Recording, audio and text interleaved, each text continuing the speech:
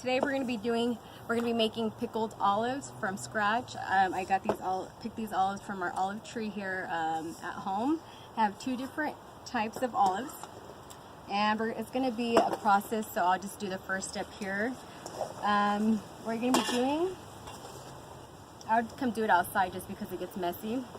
You're gonna just crack it, just so it has the crack. If you want to zoom. And then just put it in a bucket.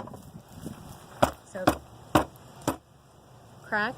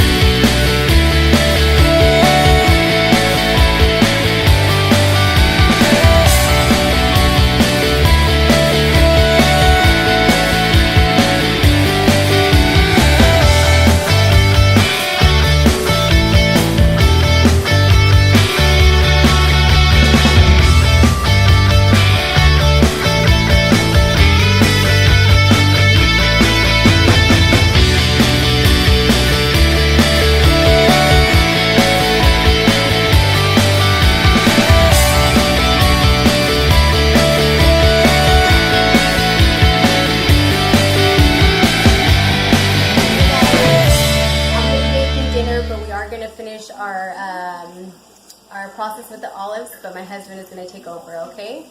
So, here it goes. What are you making? Some chicken.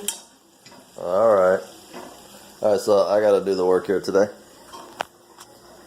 Alright, so we're going to be processing the olives that are in the previous videos. I think she showed them being cracked, and when you crack them, this is what they should look like. It's been about 7 days, and every day we went and changed, we basically rotated water and flushed. To get the bitterness out, you want to fill them up. Like we use this bucket. This is actually a food grade bucket. So we use this here, and we basically filled up the water to the top where the olives were completely submerged. And as you can see, they're cracked. And this is what happens when you over crack them. She did a few like that. We're not going to talk about that though. But anyways, this is after about 7 days. So what you do is every day rinse out and put fresh water. And we like to use RO water. It's reverse osmosis, so it's clean water. As you can see here, we've already put lemon wedges, and they're all mixed in. So there's about, I don't know, about 5 lemons that are cut into slices in there. Maybe not 5, maybe 4. I can't remember how many lemons we use, but you can use as many or as little as you like on the lemons. It's just up to you and what your taste is. We got a stainless steel bowl here, and this has got reverse osmosis water. And then also I squeezed 4 lemons in here, and this is the lemon juice with the pulp. And what we're going to be using here is I've got a pink Himalayan salt, and this is a thicker granular. Basically, they're chunks. And I like to use this when I'm making brine. It's a lot faster, and I like it better. What we're going to be doing here also is spicing them up a little bit. And these are some cobra peppers that we pulled out of the garden this past year. These are basically what's left from last year's harvest, and we're going to be I'm actually sad to say our cobras didn't put out any hot peppers this year. For some, I think we just started them too late, and hopefully we can get some before the end of the season. But man, we had like how many bags of these did we have? We had a lot of peppers. We had like what, 5 bags? Yep. We had fresh ones. We've made pepper caves with them. We've pickled them. Yeah, these are actually a really nice flavor on that pepper. Also, what we have is a gallon-size glass jar that we're going to be putting the olives in. So what I'm going to do first is I'm going to take some of this salt and I'm going to make my brine water. Okay, and then the brine water, we're going to actually after that we're going to put the olives in the jar and top them off with the brine water. And we're also going to include, I'll probably put this on at the base, put the olives on top of that, and then we're going to crunch up some of those cobras and put them in there just to give them a little bit of a spice. So I'm going to do a couple of those things here, and we'll get back to you as soon as I get a couple of things mixed up here.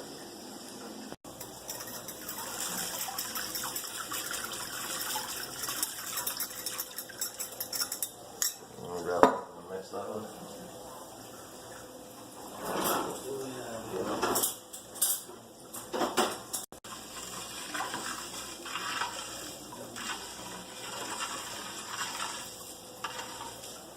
Actually, just throw a little bit left in like that.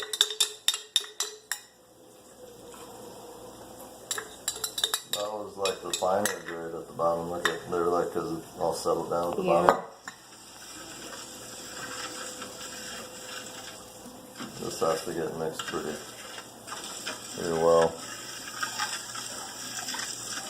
You don't heat it up or anything? No, I don't heat it up. I guess once you hear all the scratching from the rock salt go away, you know it's all dissolved. Yeah, if it doesn't dissolve, if it all doesn't dissolve, it's not that big of a deal. It's going to be, you know, in the bottom of the Sooner or later it should dissolve, right? Yeah. I guess if the water evaporated all over again, we'd probably just end up with a bunch of crystal salt at the bottom. Salt crystals. That might be a cool little experiment. Just let this dry out in the sun or somewhere. Might take a little while to evaporate. Remember we used to drink it? And it turned all crystallized at the bottom. Alright, so I'm going to let that just sit for a little bit. I think what we could do is add this to the base of the jar. This is lemon juice. And of course we have lemon wedges in there too. And these cobras, I don't know, for a jar that size, I probably want to do like 10 of them. Are you taking the...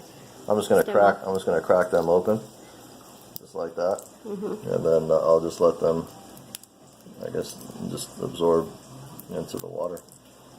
These are going to be like 2 weeks. You know, I should probably take these stalks out. I'll probably do that. I'll probably take this. Just because they're not fresh, right? The cap. I'll just take the cap off just so it's not a stick in there. And these little. I'll actually eat the whole thing. I don't know if that was 10. I think it might have been more, but I like them spicy.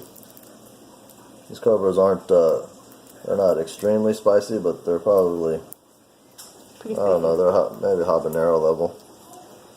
But they're delicious. We had a Carolina Reaper this year that didn't do any. I don't know what happened to that thing. I think it was just being overshadowed by a bunch of other plants or something, and it just didn't get any flowers. sun. The Carolina Reaper and the Ghost Pepper didn't do anything this year. So, okay, so that should be pretty cool. So I'm just gonna pop those in with the olives. My hands are gonna be spicy. If I touch my eye or something, it's gonna suck. Should probably wear gloves. All right, so just mix that all around. No, yeah, I think I'll add some more actually. Doesn't look like they swallowed it up. Let's try that. You guys aren't going to be able to eat them though, huh? We'll taste them, definitely. Alright, so maybe I just won't add any more spice. This shouldn't be too spicy. It's not going to get cooked with it. They're just going to sit in the water. So it kind of just doesn't get, I don't think it gets its maximum heat.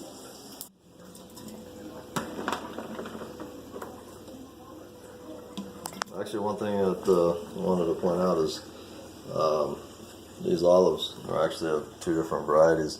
This larger one is a manzanilla, and we had these olives, and as you can see, they're like a little more elongated, and they're a different olive, but I don't know the variety on that because the tree that I bought was not labeled. So if anybody can tell me what they think the variety is on it. I've done some research on them, but no, I couldn't find a definitive answer on those. But anyways, right now I'm just filling up the jar to its maximum capacity here, and there's some lemon wedges. Trying to do them evenly.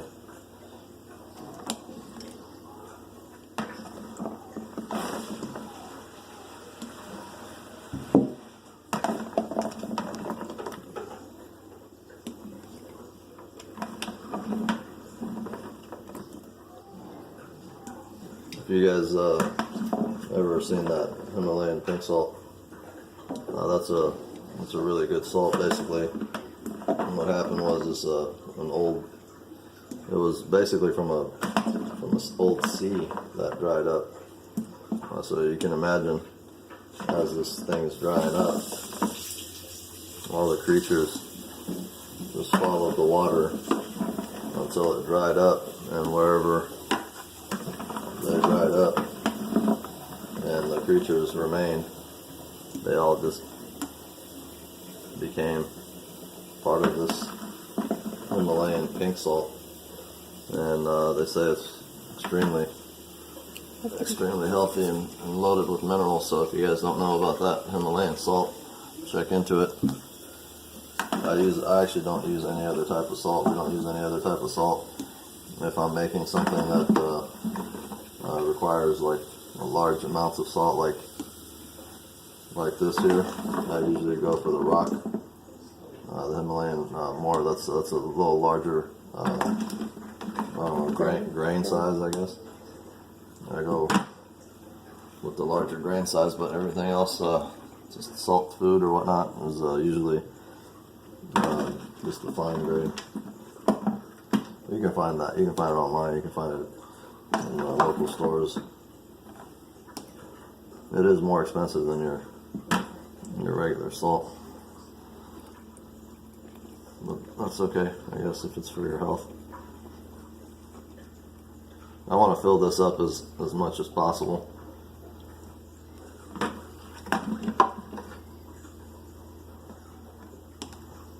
We're going to stop right there. Stop right there, and then I'll show you here in a minute.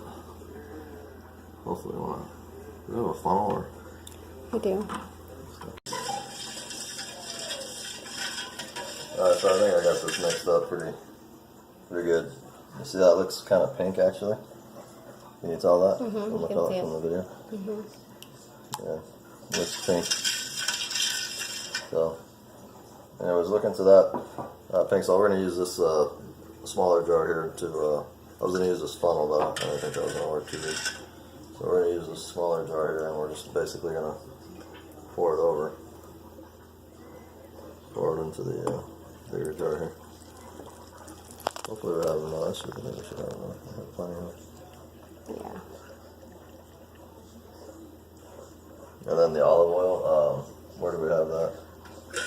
I'll grab it. I'll get it. Just tell me where it is. Should be in the pantry.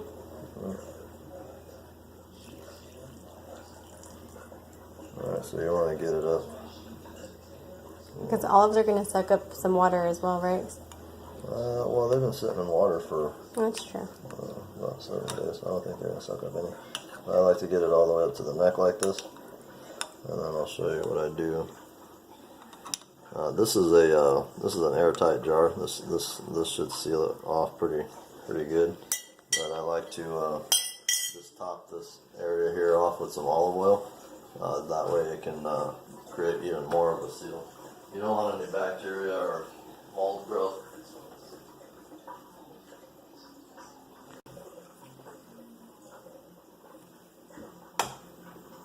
Alright. So this is basically just a Costco brand. I like this organic extra virgin olive oil. I've tried their their other olive oil and wasn't really impressed with it.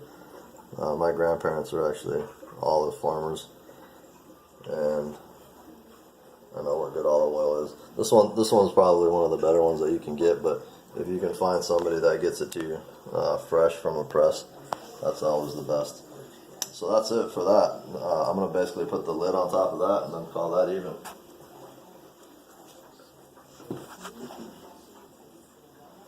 You can see the lemon juice is still at the bottom, but once you put the lid on, you can flip this around a couple times and it should just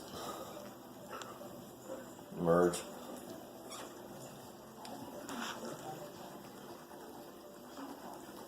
And of course the oil and the water will separate, and the oil always floats, so it'll always be in the same exact area on the top. So that's it. That's a jar. This is a 1 gallon jar. This year our olive trees were on their second year of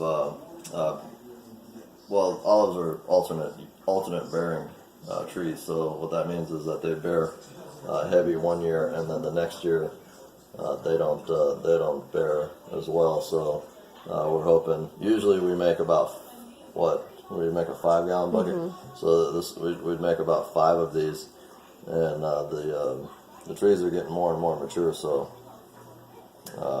hopefully next year we'd at least have 5 of these. And we go through them because I give some of them away to family members, and then there's 4 of us, so we go through these, and they're good to snack on. And they're. How long do we have to leave it before we can start making? I'm gonna leave these for about 2 weeks. But Dark area, refrigerator. I mean, dark area is good, but I personally would eat these here probably in like a week. But I like them a little bit bitter, as you can see. If you can see the color on this olive, for example, this is going to be a bitter olive that actually didn't take in the water, because they all look like this when they started off. The brighter green. They look like this. So when you soak them over time, it flushes them out, and the water penetrates into the olive, and they turn a darker color, and then the bitterness gets flushed away every time, so that way they're not as bitter. I would think these would still contain maybe 30% of their bittering qualities, but that's the way I like them. You can rinse them out. The longer you rinse them out, like the first stage after you crack them is to rinse them, and if you rinse them out for 5 days, they're going to be a lot more bitter than if you were to rinse them out for 10 or 12 days. I think we did 7 or 8 days. Yes, 7 days. Last year we did it 10 days, and it was a little bit too. We did it more than 10 days. I think last year we did 10 or 12 days, and they were just. They didn't have no flavor. Yeah, they were just regular.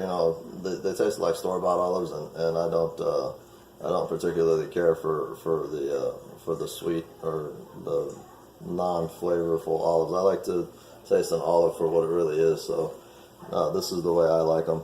The more you rinse them, you can taste them. Like I can eat this olive here and feel the bitterness in it, and I know to stop rinsing. So you can taste them every so often. Just take a little bite.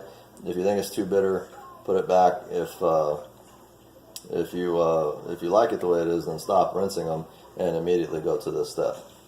So I think that's it for now. But that's what we got there for this year.